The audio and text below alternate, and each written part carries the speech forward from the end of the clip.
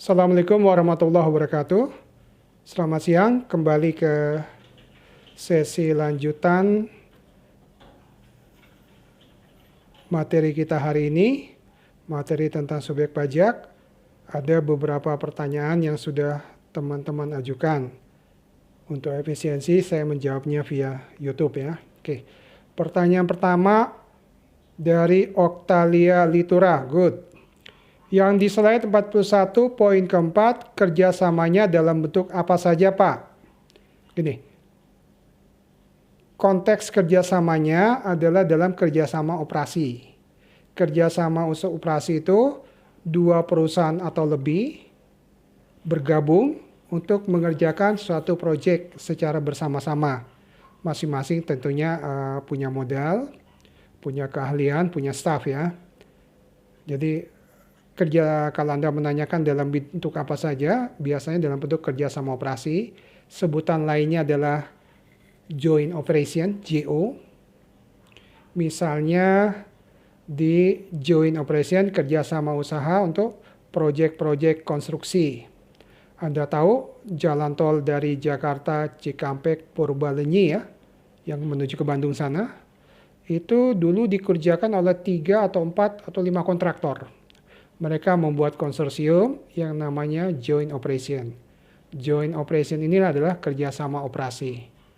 Bahkan setahu saya, proyek itu LRT yang dari Cibubur menuju ke Cawang, menuju ke Komdak mungkin ya, itu pun dikerjakan oleh joint operation, kerjasama operasi ya.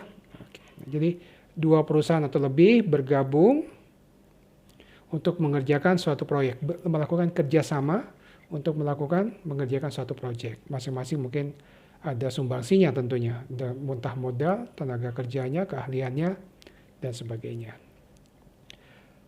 Ya, itu jawaban saya. Pertanyaan berikutnya dari Fitria Dian Cahyanti. Kurang paham di slide 41 tentang pengusaha kena pajak yang bagian ketiga. Pengusaha kena pajak adalah yang menyerahkan aktiva yang menurut tujuan semula tidak untuk diperjualbelikan. Maksudnya seperti apa tuh Pak? Oke, mengulang penjelasan saya tadi yang sudah saya upload. Aktiva yang menurut tujuan semula tidak untuk diperjualbelikan, contohnya suatu perusahaan kalau misalnya perusahaannya bergerak di bidang trading kendaraan bermotor, mobil.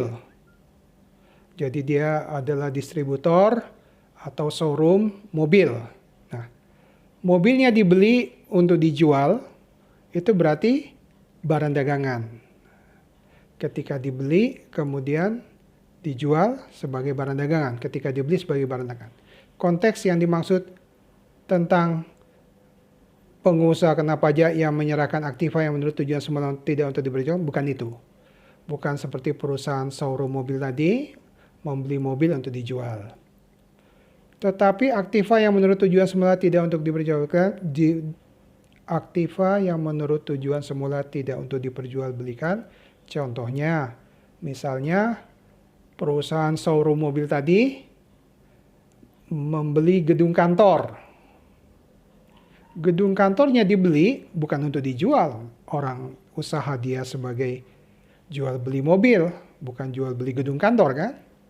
Nah, suatu saat mungkin karena membutuhkan dana, gedung kantor yang dimiliki tadi dijual. Nah, ini masuk dalam kategori gedung kantor tadi adalah aktiva yang menurut tujuan semula tidak untuk diperjualbelikan. Maka si penjualnya, perusahaan distribusi mobil tadi, perusahaan showroom mobil tadi harus menjadi PKP. Kalau dia belum jadi PKP, kalau dia sudah jadi PKP ya lanjut saja, terus saja langsung ketika menjual gedungnya yang menurut tujuan semula dibeli, dipakai, dibangun bukan untuk dijual belikan, itu akan terhutang PPN.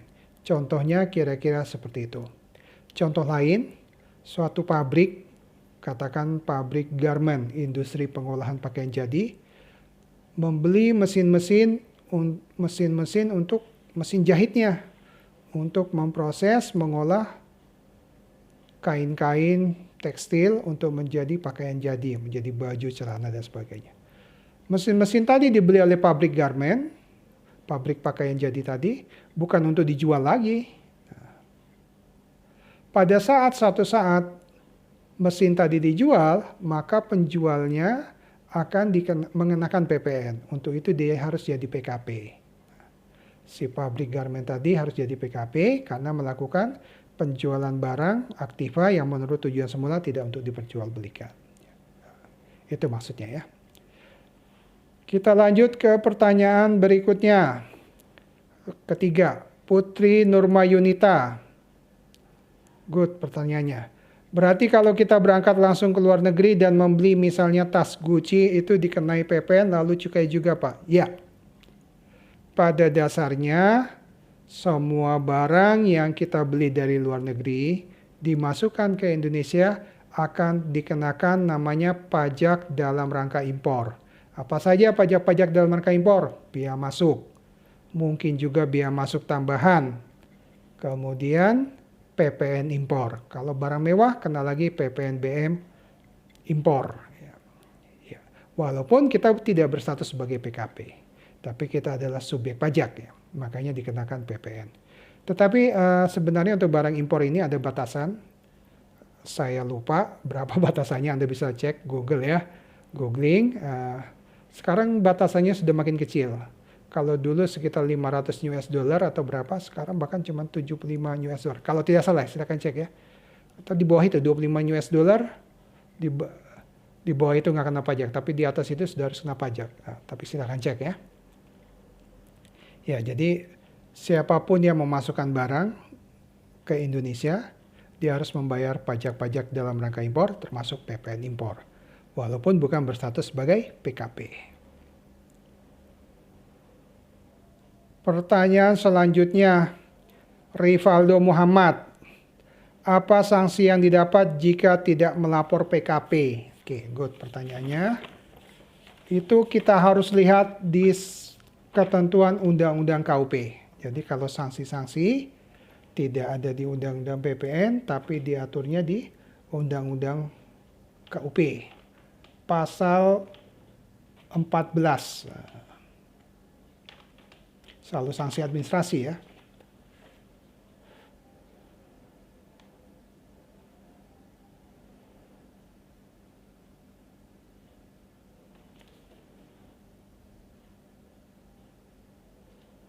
Sebentar.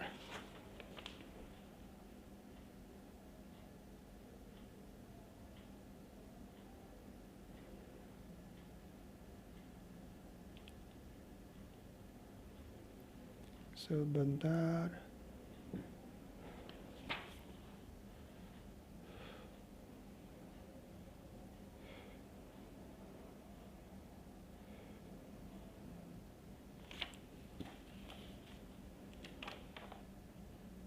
Sebentar.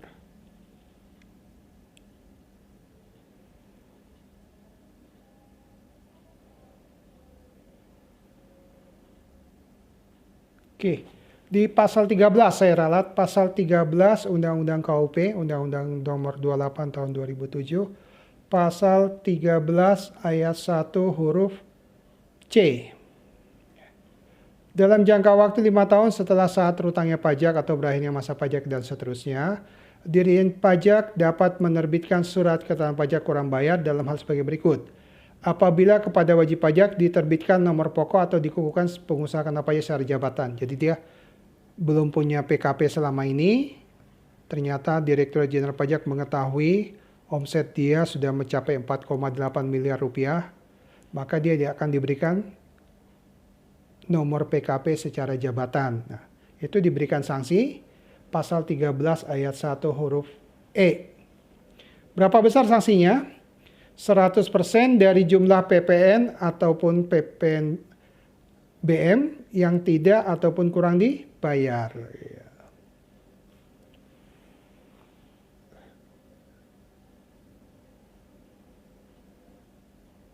Maaf, sanksinya salah. Bukan 100% dari PPN yang kurang dibayar, tapi 2% per bulan, paling lama 24 bulan, dihitung sejak saat terutangnya pajak atau berakhirnya masa pajak sampai dengan diterbitkan surat keterangan pajak orang bayar. Jadi pengusaha yang seharusnya PKP tapi tidak menjadi PKP, apabila diketahui oleh Dirjen Pajak, tentunya berdasarkan pemeriksaan, maka kepada pengusaha tersebut akan diberikan nomor PKP secara jabatan.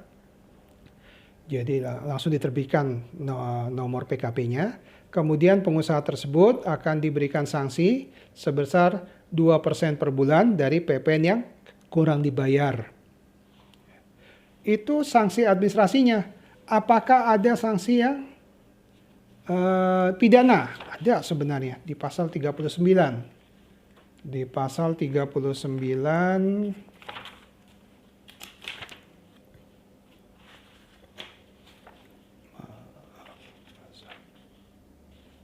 pasal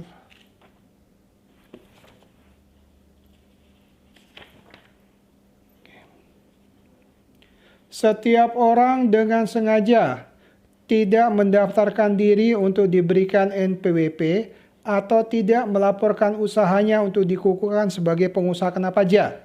Pasal 39 ayat 1. Jadi orang yang dianggap dengan sengaja perusahaan atau orang tidak melaporkan usahanya untuk dikukuhkan sebagai PKP akan dikenakan sanksi pidana. Lihat di pasal 39 ayat 1. Sehingga dapat menimbulkan kerugian pada pendapatan negara. Tentunya nanti ada proses pemeriksaan bukti permulaan sampai penyidikan, sampai diketahui bahwa dia nggak jadi PKP, itu ada kerugian pada pendapatan negara. Akan dipidana dengan pidana penjara paling singkat 6 bulan, paling lama 6 tahun, dan denda paling sedikit 2 kali jumlah pajak yang terutang, yang tidak atau kurang dibayar, dan paling banyak 4 kali jumlah pajak terutang, yang tidak atau kurang dibayar. Ya. Yang tidak atau kurang dibayar. Ya, itulah sanksi-sanksi, baik sanksi administrasi ataupun sanksi pidana, karena pengusahanya tidak menjadi PKP, padahal menurut ketentuan dia harus menjadi PKP. Pertanyaan selanjutnya. Amarilis Imana Putri, good. Bagaimana pengenaan pajak bagi YouTuber? Saya hari ini udah mulai jadi YouTuber nih, perdana saya. Tapi bayar pajaknya sudah dari dulu, bukan karena sekarang hari ini jadi YouTuber. Selebgram dan penjual all shop di media sosial. Oke. Direktorat Jenderal Pajak pernah mengeluarkan panduan sederhana untuk e-commerce, e-trading, penjualan-penjualan online. Tetapi secara umum, YouTuber, Selebgram, sama penjual all shop untuk PPN harus menjadi PKP apabila omset penjualan dia lebih dari 4,8 miliar setahun. Ini dari sudut PPN-nya ya. Apabila YouTuber tadi, Selebgram lagi, penjual online shop, melakukan penjualan barang kena pajak atau jasa kena pajak sudah mencapai 4,8 miliar rupiah setahun, dia harus jadi PKP. Tentunya kalau dia jadi PKP, dia harus menerbitkan faktur pajak, memungut PPN atas jualannya kalau sudah menjadi PKP. Dengan omset minimal 4,8 miliar setahun. Saya ingin tambahkan bagaimana aspek PPh-nya, pajak penghasilannya. Lagi-lagi YouTuber, Selebgram, penjual all shop, siapapun dia, kalau punya penghasilan di atas PTKP, dia harus menjadi wajib pajak. Ketika dia menjadi wajib pajak, punya NPWP, dia harus melaporkan penghasilannya, pendapatannya, mengisi SPT dan sebagainya. Ada kewajiban-kewajiban pajak yang melekat pada YouTuber, Selebgram, dan penjual all shop tadi. Kalau dia sebagai orang pribadi, ada tarif progresif mulai dari 5% sampai 30%. Umumnya kan orang pribadi nih, YouTuber, Selebgram, sama penjual. Kemudian ada fasilitas, kalau dia punya omset masih di bawah 4,8%, ada namanya PPh final, Peraturan Pemerintah Nomor 23 Tahun 2018, ada PPh final sebesar 0,5% dari nilai jualannya setiap bulan. Kena PPh final 0,5%. Oke, itu kewajiban-kewajiban pajak, pengenaan pajak bagi YouTuber, selebgram, dan penjual all shop. Kemudian pertanyaan berikutnya dari Naviana Pratiwi Good ingin bertanya, apakah atas PPN masukan yang belum dikreditkan dan belum dibiayakan dapat masuk ke harta tambahan? Oke, gini, prinsipnya kalau kita membeli barang ada PPN-nya, PPN tersebut dikreditkan. Kalau kita berkedudukan sebagai PKP, kalau sudah terdaftar sebagai PKP. Tetapi kalau kita tidak berkedudukan sebagai PKP, atau barang tersebut tidak bisa dikreditkan, nanti kita akan bahas pengkreditan pajak masukan, maka PPN masukan yang dibayar tadi pada saat pembelian barang atau jasa akan diaktifir, apa istilahnya itu? Dimasukkan dalam harga perolehan, ya diaktifir, dikapitalisasi dalam harga perolehan. Jadi menjawab pertanyaan Anda, apakah atas PPN yang belum dikreditkan dan belum dibiayakan dapat masuk ke harta tambahan? Boleh. Tetapi persyaratannya yang pertama bahwa kalau dia bukan PKP, kemudian yang kedua kalau memang PPN-nya menurut ketentuan undang-undang tidak bisa dikreditkan. Contoh apa? Pembelian kendaraan bermotor, mobil berupa sedan dan sebagainya. Itu nanti pajak masukannya tidak bisa dikreditkan. Akibatnya apa? Kalau perusahaan membeli mobil sedan untuk direkturnya atau karyawannya, maka PPN yang dibayar atas pembelian sedan tersebut akan dikapitalisasi, akan digabungkan dengan harga beli mobil. Nanti pembiayanya melalui penyusutan ya. Oke. Karena pajak masukannya tidak bisa dikreditkan. Lanjut pertanyaan berikutnya, Lutfia Putri.